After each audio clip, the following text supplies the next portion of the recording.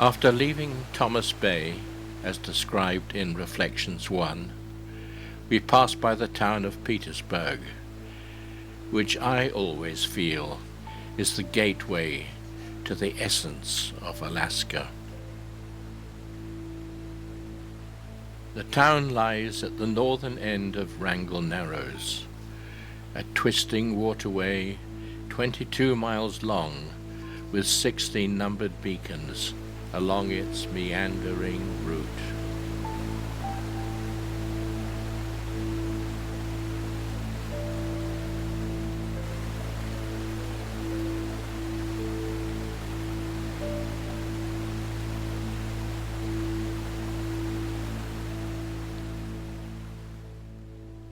The chart has such names as Blind Point, Mud and Rocks, Vexation Point, and Boulder Patch. As many as 13 beacons can be seen at one time. At night these appear as random flashing lights with little clue which are closest. Range markers line up to show the correct course. The forecast is for deteriorating weather over the next few days.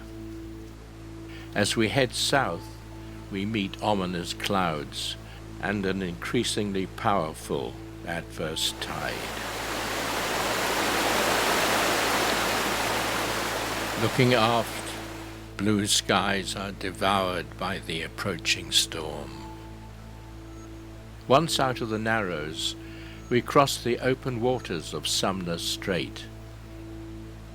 We enter Red Bay, passing Danger Island.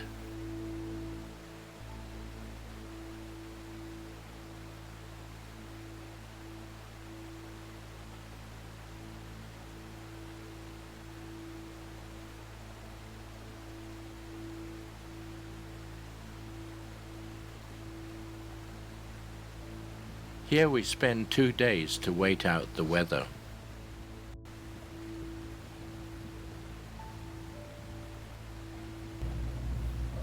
Chris and Christine take the kayaks. The tricky part is getting aboard without capsizing. Yeah. Oh man. Oh. That's hard to get up. All right. Bye-bye.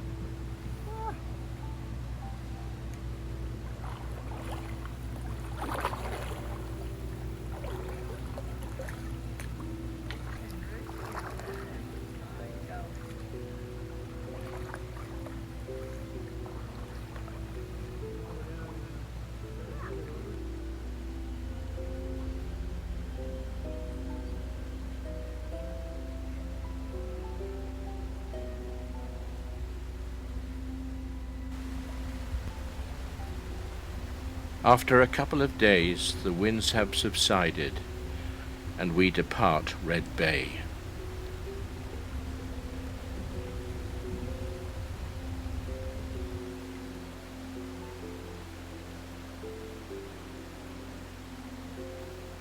Danger Island is shrouded in mist. We head west along Sumner Strait to Alvin Bay.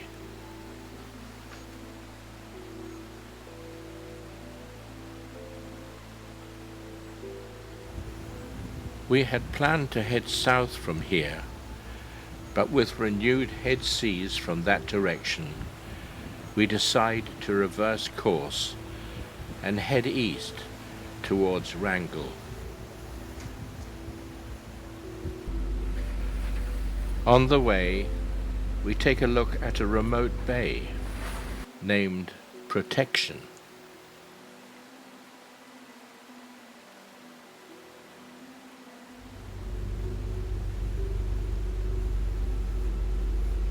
Methuselah's beard drapes the trees.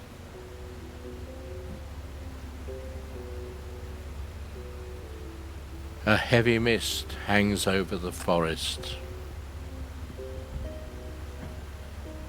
Here there are numerous houses, but most are abandoned and derelict. This fine floating homestead is one of the exceptions.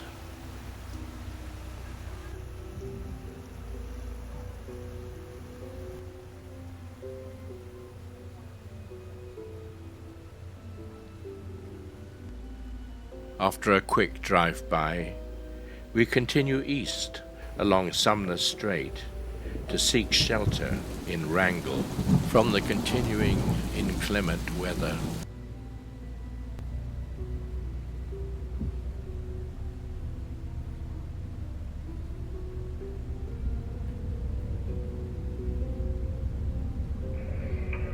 We are allocated a berth in Heritage Harbour, 1 mile south of town.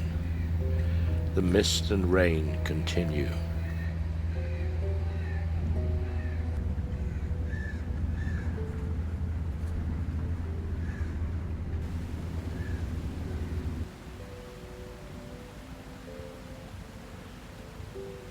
While here, we meet the owners of the Grand Banks 49, one of several boats I had designed while at American Marine in Singapore.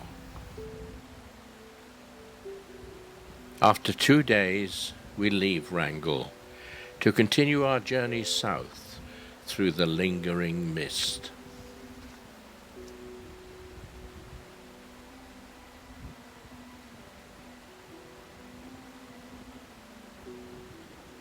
A small cruise ship lies at anchor outside the harbour.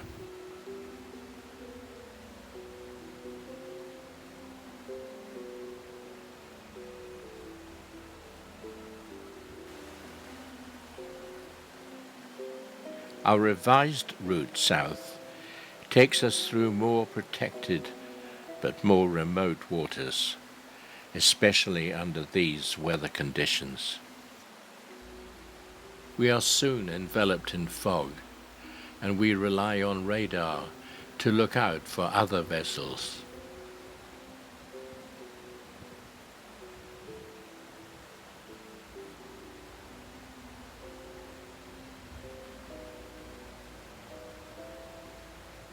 The screen shows one coming straight at us on a collision course. We adjust our route.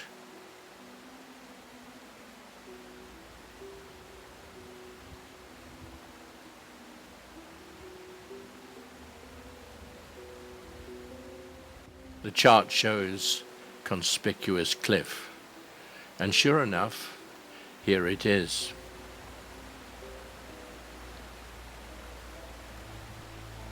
We continue through a lost world. Mountains and islands clothed in impenetrable forest appear as grey shapes through the mist and rain. We feel like we could be the only people in the world.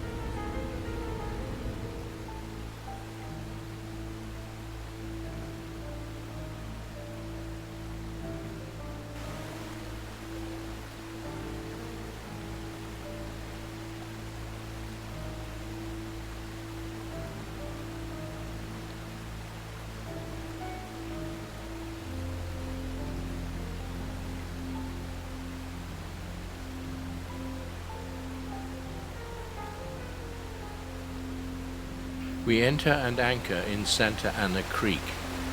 The only sound is the rushing of water from the tumbling streams.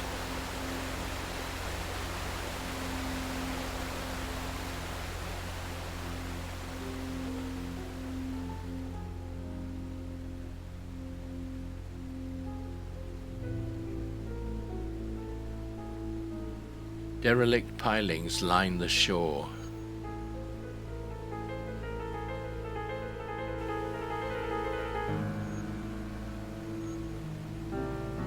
The internet reveals this photo of the bustling cannery that stood on these pilings in 1917.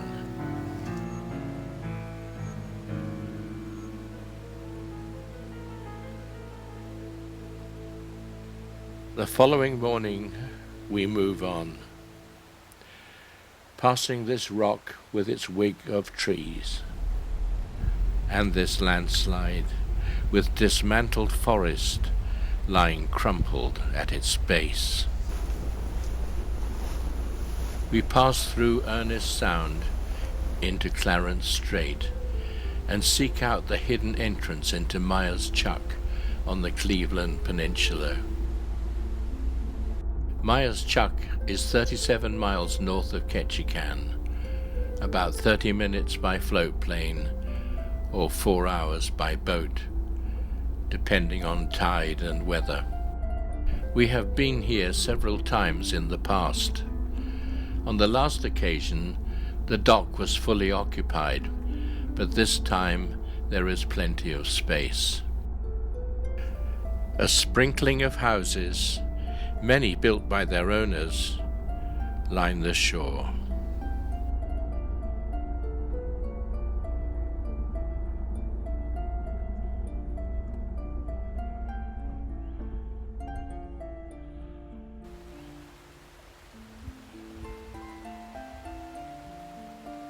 We go ashore and meander along a footpath through the fertile forest.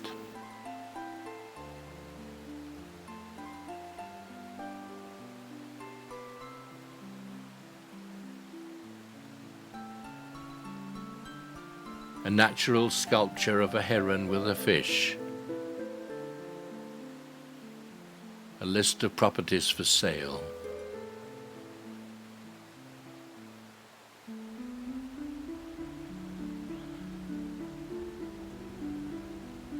The post office is across the harbour.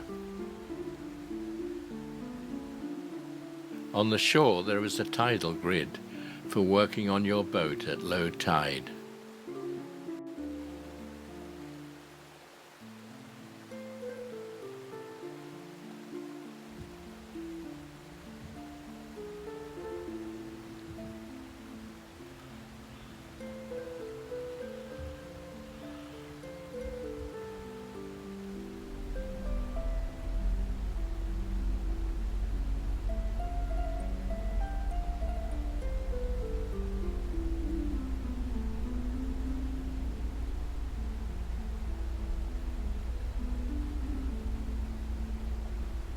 We leave this haven and re-enter Clarence Strait for the next leg of our journey.